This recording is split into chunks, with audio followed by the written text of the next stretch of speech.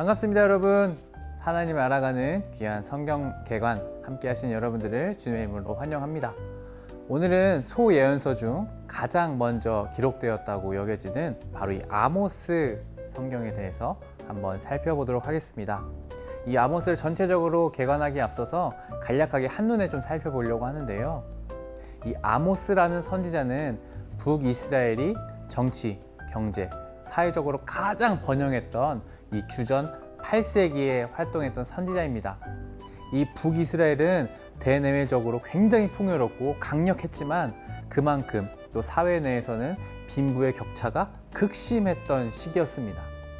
바로 이런 하나님이 원하시는 정의와 공의, 약자들을 돌보고 사회적인 정의가 전혀 실천되지 않는 시기였죠. 그래서 그런 북이스라엘을 향해 아모스는 강력하게 하나님의 경고와 심판의 메시지를 전하고 있습니다. 하지만 그 심판뿐만 아니라 다시금 하나님은 이스라엘을 회복시킨다는 희망의 메시지로 끝나게 되는 이 아모스의 전체적인 내용을 우리가 이 시간 함께 살펴보겠습니다. 아모스 선지자는 북이스라엘과 남유다 근처였던 이 드고아라는 지역에 살았는데요. 당시에 목자이면서 무화과 나무를 기르던 농부였습니다. 오늘로 따지면 어떤 신학교나 정규교육 과정을 받지 않았던 아주 평범한 사람이었죠. 그럼에도 하나님은 이 평범한 아모스를 들어 사용하셔서 북이스라엘과 이방 나라를 향한 심판과 경고의 메시지를 전하도록 하셨습니다. 이 아모스는 주전 8세기에 남유다와 북이스라엘이 분열한 지 150년이 지났을 때 이야기입니다. 바로 이때 여로보암 2세라는 북이스라엘 왕이 있었던 때인데요. 그는 많은 전쟁에서 승리를 하였고 이스라엘의 영토를 넓혔고 막대한 부를 쌓았습니다. 뿐만 아니라 여러 상업 활동으로 이전에 없었던 아주 황금기를 누리던 북이스라엘이었습니다. 하지만 그만큼 물질주의가 팽배했고 가나안의 우상신들을 섬겼습니다.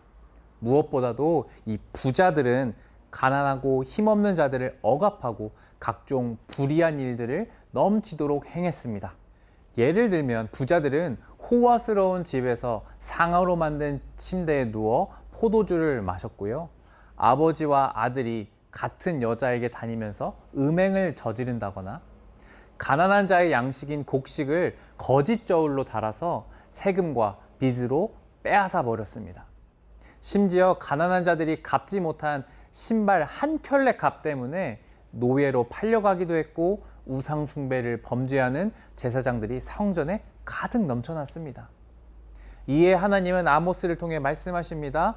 아모스는 북이스라엘 예배 장소가 있던 하나님의 말씀이 철저히 무시당하는 그 베델이라는 곳으로 향합니다. 그리고 거기서 각종 설교와 시, 환상 등을 통해 하나님께서 주신 말씀을 전했습니다.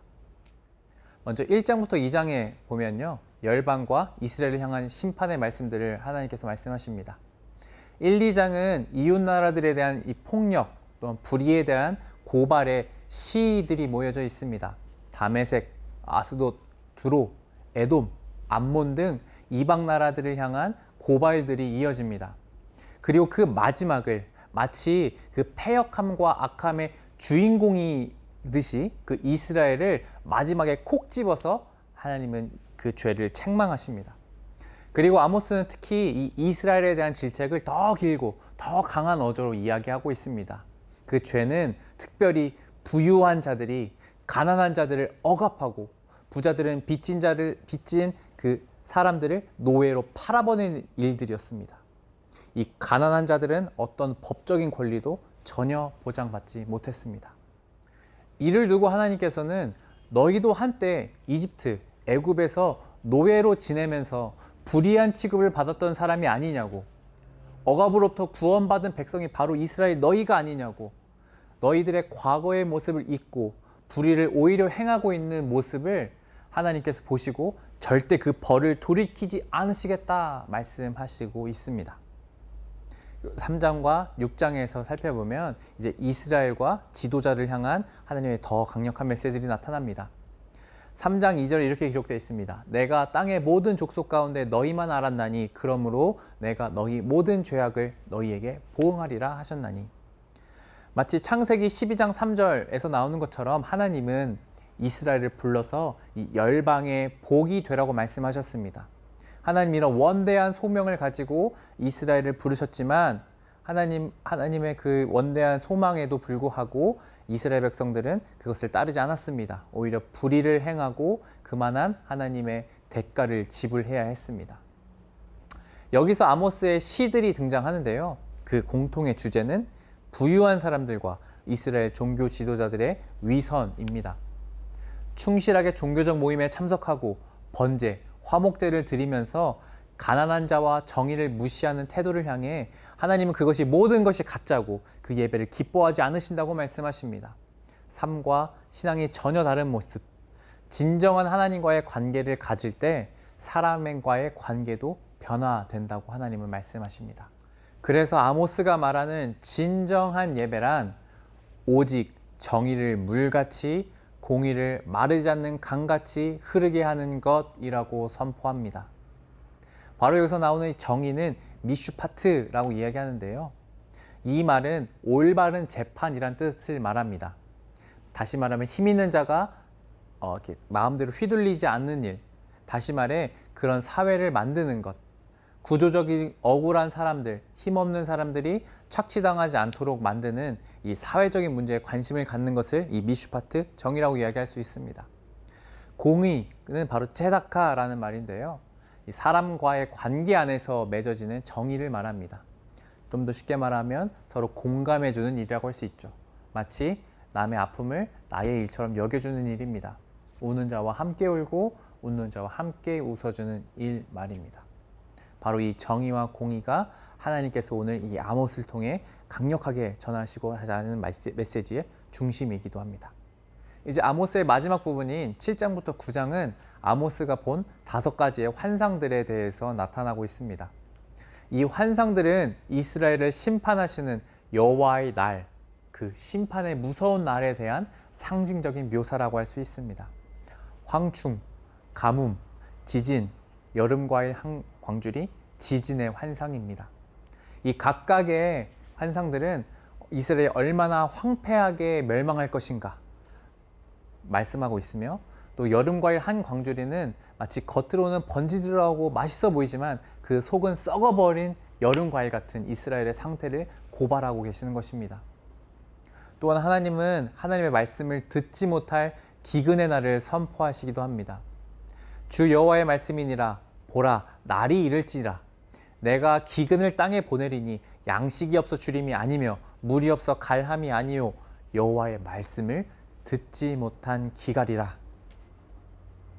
그리고 마지막 환상에서는 북이스라엘이 섬기는 이 성전의 기둥을 하나님께서 쳐서 모두 무너뜨리게 하시는 장면을 아모스는 말씀합니다. 이것은 북이스라엘의 종교 지도자들과 잘못된 관행들을 심판하시는 하나님의 모습을 나타낸다고 할 수 있습니다.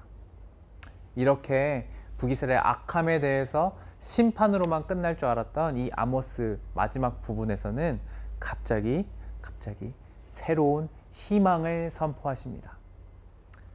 그날에 내가 다윗의 무너진 장막을 일으키고 그것들의 틈을 막으며 그 허물어진 것을 일으켜서 옛적과 같이 세우고.